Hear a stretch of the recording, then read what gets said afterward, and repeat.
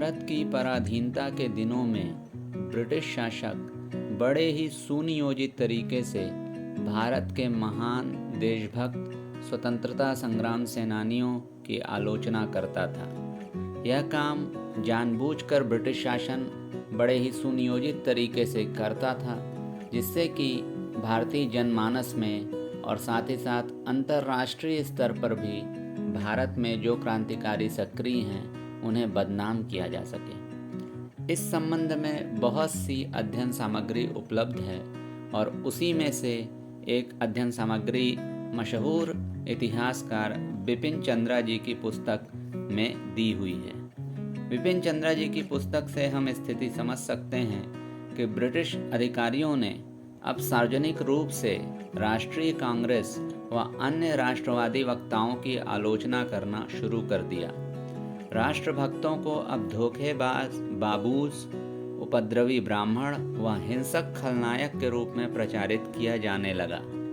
कांग्रेस को उपद्रव की फैक्ट्री तथा कांग्रेस कार्यकर्ताओं को निराश लोग व असंतुष्ट लायर्स पुकारा जाने लगा, जो कि किसी और के नहीं बल्कि केवल खुद के प्रतिनिधि हैं। जॉर्ज हैमिल्टन ने सन 1897 में वायसराय एल्गिन को लिखा कि देशी जातियों, धर्मों व विचारों में हमारे शासन के विरोध में जो एकता बढ़ रही है वह मुझे भविष्य के प्रति डरा रही है।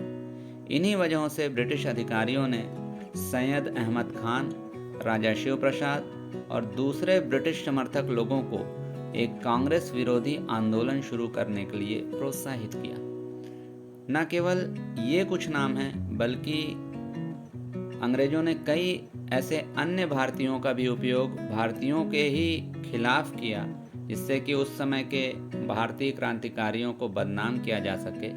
और उन लोगों में से आज कुछ स्थापित महापुरुष भारतीयों के बीच में प्रसिद्ध हो चुके हैं। उस दौर में भारतीय कांग्रेस ही वह संस्था थी जो सबसे ज़्यादा बड़े स्वरूप में अंग्रेज़ों का विरोध कर रही थी और इनके खिलाफ स्वतंत्रता आंदोलन बड़े जोर शोर से चला रही थी। इसीलिए कांग्रेस अंग्रेज़ों के निशाने पे थी और कांग्रेस के जो सुप्रसिद्ध नेता थे, जैसे महात्मा गांधी, सरदार वल्लभ भाई पटेल, डॉक्टर राजेंद्र प्रसाद, नेताजी सुभाष चंद्र बोस और दूसरे भी अन्य जो बड़े ख्याति प्राप्त नाम थे, वो अंग्रेज़ों के सीधे निशाने पर थे। इसीलिए ये अंग्रेज़ों के लिए अति आवश्यक हो गया कि वह कांग्रेस को बलपूर्वक दबाएं और साथ ही साथ वह उसे बदनाम भी करें, जिससे जनाधार उसका घट जाए।